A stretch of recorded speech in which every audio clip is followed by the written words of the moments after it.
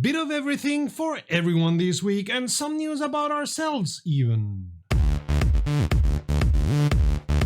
Today's video is dedicated to the memory of bellissima, fantastica, divina Claudia Cardinale, known for Il Gattopardo, Otto e Mezzo, and Once Upon a Time in the West, among many others. If the name doesn't ring a bell, run! Don't walk to the nearest place where you can see one of these, or any other movie with her.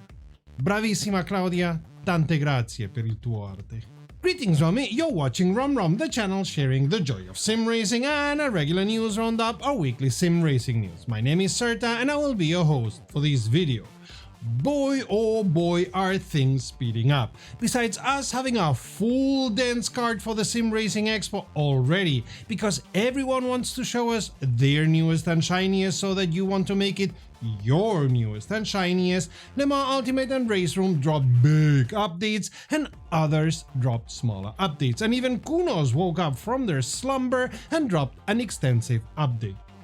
I'm just being sarcastic, they've been doing beta testing on their multiplayer for the last months, and this is the first result of that beta testing. Yeah, this week we have news from most every sim out there. Oh, and my computer doesn't like me much at the moment, what with me using a mainboard from Gigabyte that is complete and utter crap.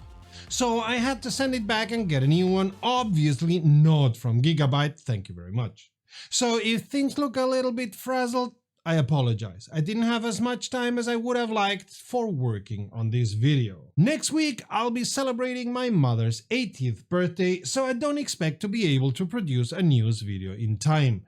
Maybe on Monday, but don't count on it. And we've moved the podcast for this month to the Sim Racing Expo in about 2 weeks. In the hopes things are calmer on your end and you have the time to sit down with your favorite hot or cold beverage, here's the news.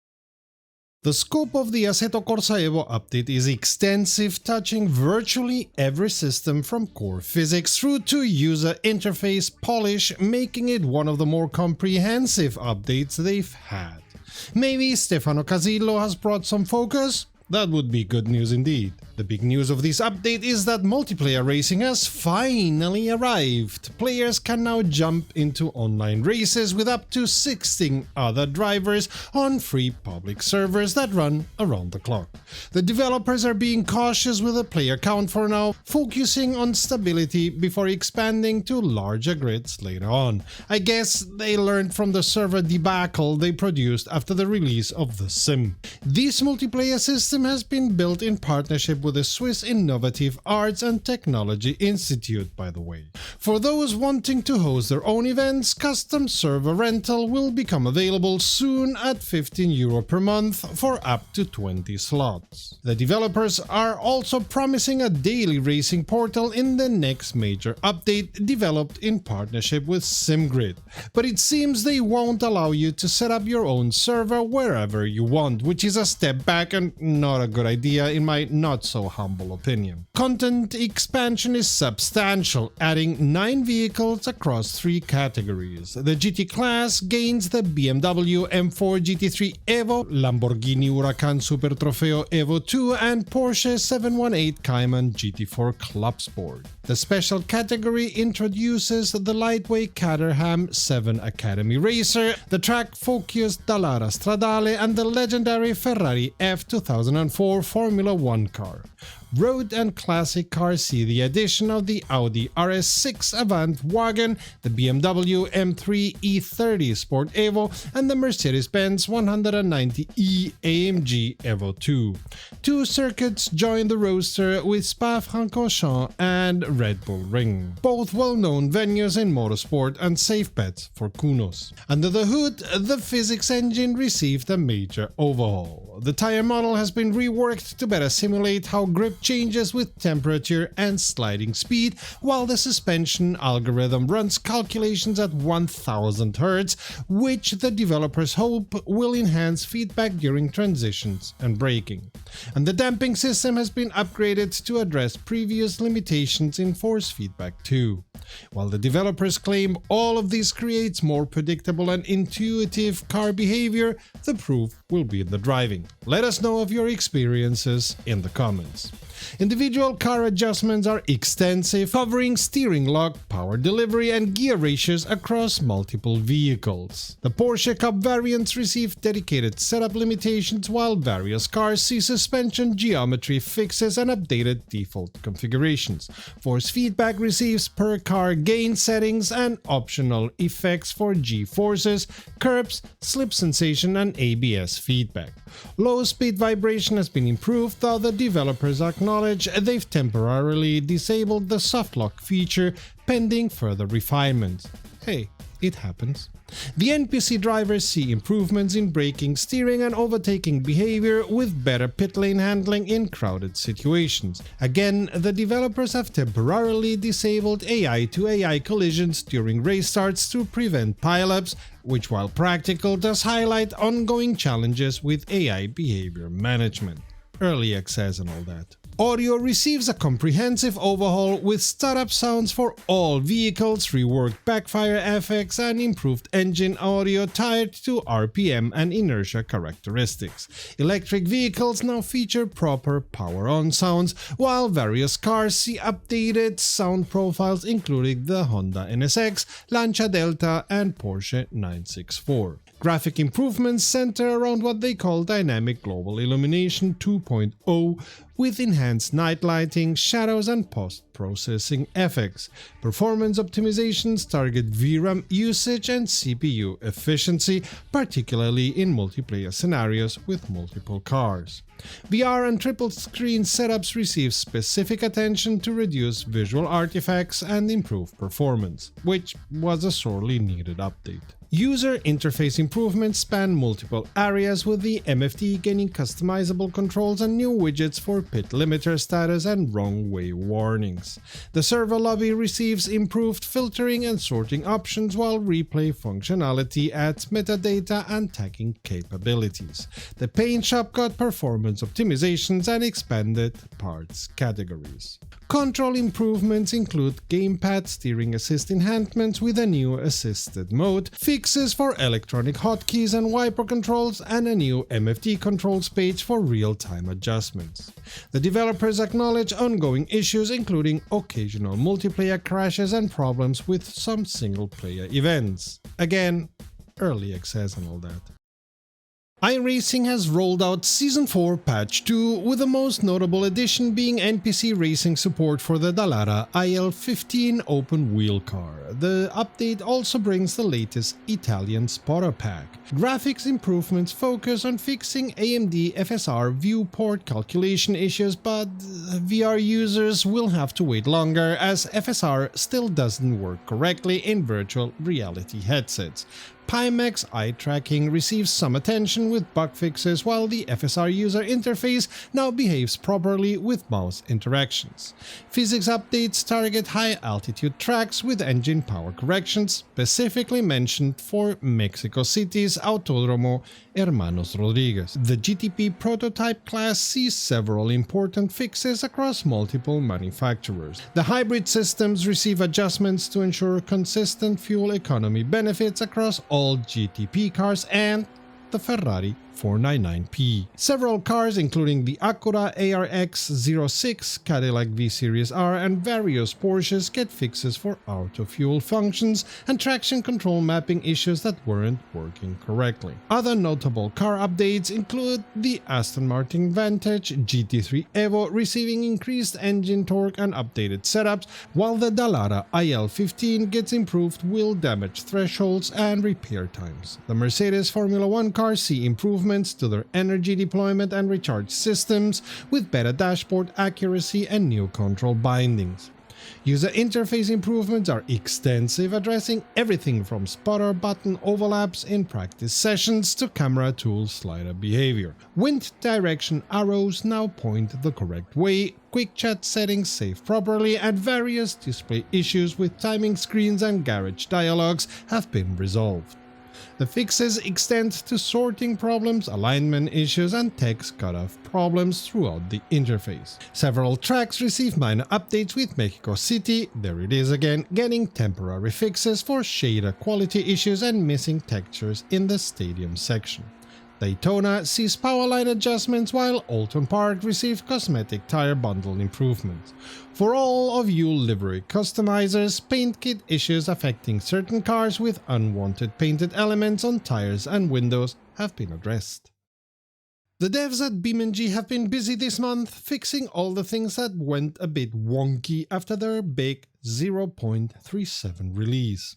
The latest batch of updates brings some welcome improvements to the driving experience. Traffic AI got a brain upgrade as it will now avoid cramming too many cars onto the roads. The AI has also learned some lane etiquette, favoring outer lanes when possible and actually understanding which side of the road they should be driving on. Vehicle enthusiasts will appreciate the mountain of fixes across pretty much every car in the game.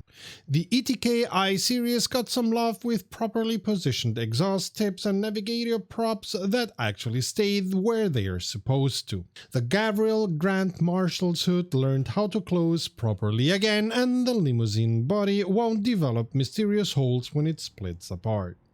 BeamNG's update notes come with a refreshingly honest admission. Their latest major release broke a bunch of community mods and they're basically saying, whoops, our bad.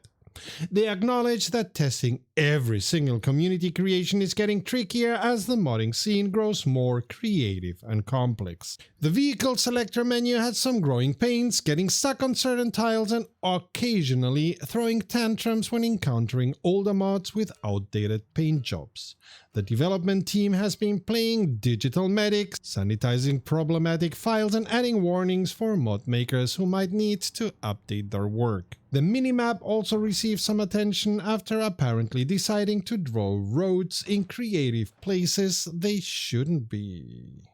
Performance issues when running missions got sorted out too. For the detail-oriented folks, there is a long list of specific fixes covering everything from floating rocks in Johnson Valley to incorrectly configured glass materials on fencing. See the detailed list following the link in our description. Linux users got some stability improvements and various controllers received button layout updates. RaceRoom has rolled out what they're calling their biggest update of 2025, and I agree. This update brings 3 new LMDh prototype racers, a classic touring car, a completely revamped ranked multiplayer system, and significant graphics improvements. The star editions of the LMDh hypercars bring the BMW M Hybrid V8, the Lamborghini SC63, which I think is Lamborghini's first LMP1 LMDh ever, and the Porsche 963. All 3 cars come with full simulation of their hybrid energy recovery systems and virtual energy management. The team also told us the next step will be LMP3s at some point in the future, and while they are also thinking about LMP2s, those are even further in the future. Joining the hypercar trio is the Renault Laguna Super Touring, adding another option to RaceRoom's popular late 1990s touring car category. BTCC fans should know this car well, and the team says it's working on further super touring cars. The ranked multiplayer system receives what appears to be a ground-up rebuild. The new interface promises easier race registration, automatic matchmaking with skill-based splits, and a clearer structure dividing events into daily races, weekly competitions, and special events. And while our first tests were hit or miss, things have settled now. Graphics improvements center around more realistic lighting systems, physically based rendering for materials, and enhanced car reflections. No night racing yet, but it's in the works and will come at some point in the future. As was to be expected, this follows substantial technical work with source code refactoring, which breaks backward compatibility with some systems. Support for SLI and multi-GPU setups has been dropped entirely, for example, and shared memory API updates break backward compatibility for external apps, so see to it you update those too. Various car classes receive physics updates and improvements, from Formula cars getting better dampers and suspension tuning to Group 5 cars receiving engine heating behavior adjustments. About all car engines will come preheated when leaving the pits for more realistic behavior. The NPCs see improvements in track grip awareness and downshifting logic, while flat spot vibrations have been reduced across all vehicles. I quite like the levels of those. Some of the car-specific updates are quite detailed, including the DTM 1995 and Super Touring classes receiving new medium tire compounds, Formula RaceRoom variants getting suspension and engine heating improvements, and the Formula RaceRoom X22 receiving brake migration technology similar to the hypercar class. To keep your disk from overflowing, replay files now automatically delete after 30 days unless marked as favorites, and force feedback receives fade-in and fade-out effects to prevent sudden jolts when pausing or switching to AI control, which is a good idea. Interestingly, time attack mode now invalidates lap times when suspensions receive excessive force or travel, specifically targeting exploits where players could jump over chicanes for faster times.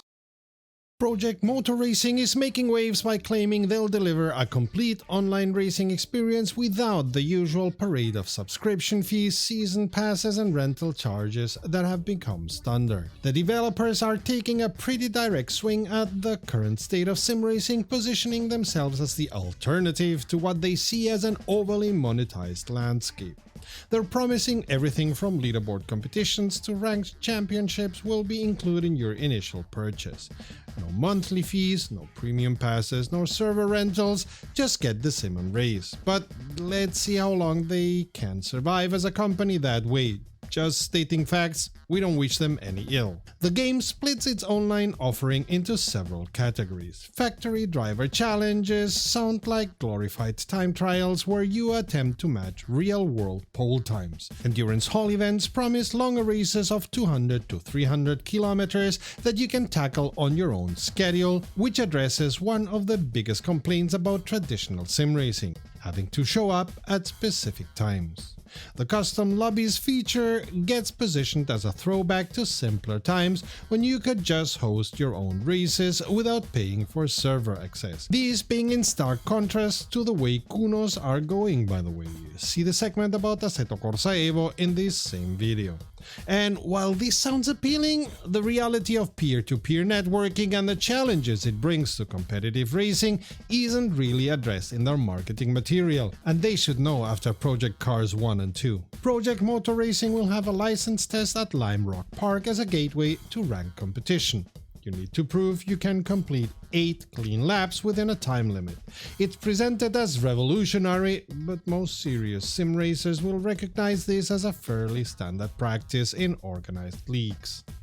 Their driver rating system abandons the traditional ELO approach for something they describe as more intuitive, a 0 to 100 scale that supposedly feels like player stats in sport games. They claim this will solve ELO inflation, though it's worth noting that rating inflation is more about system design than the particular numbers you use. The class-specific ratings are actually a smart idea. Your GT4 skills don't automatically translate to prototype racing, so separate ratings make sense.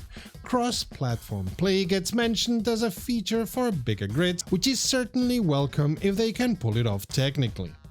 The scheduled race format runs every hour or two with 4 week championships and rotating tracks. Your best 2 results per track count towards standings, which should help casual players who can't make every race.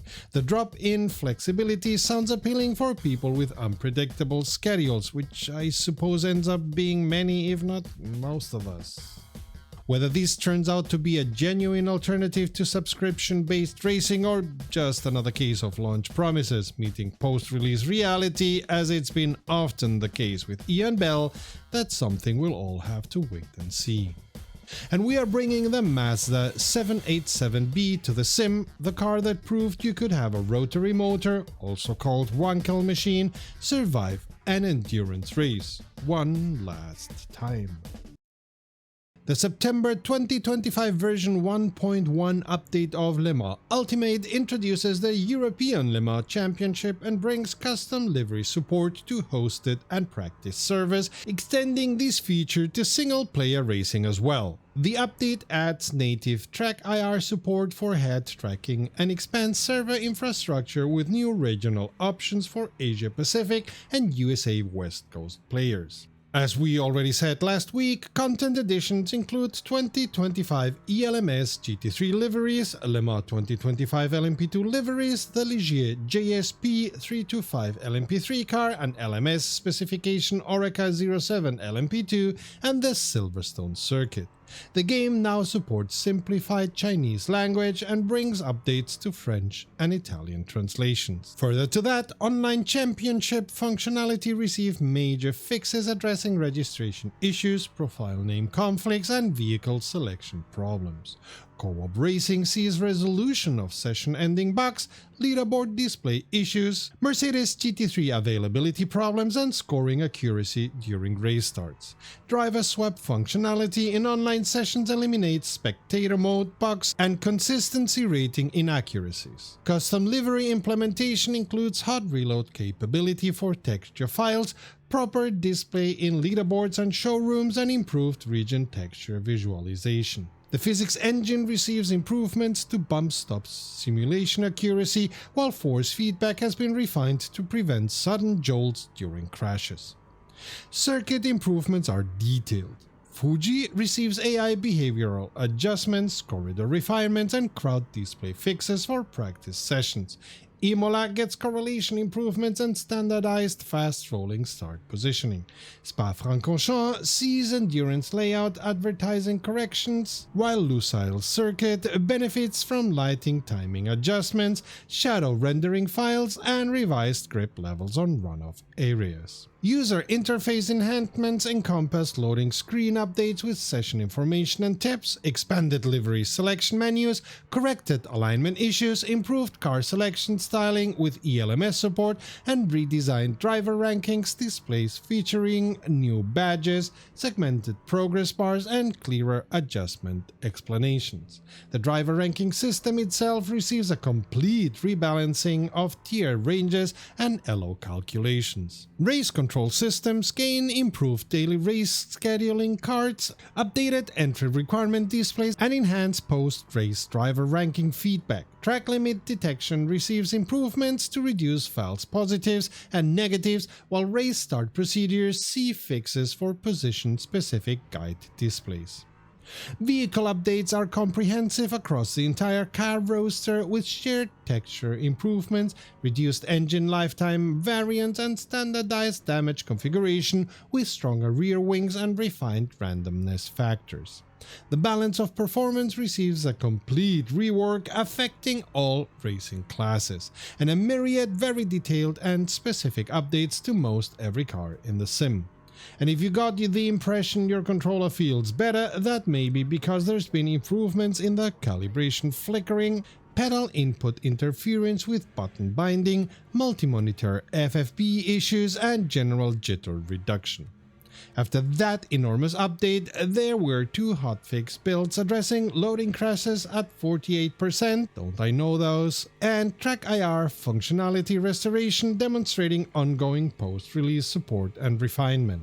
And if you want to keep getting the newest information, hit that subscribe button. It really helps the channel grow, as does becoming a patron.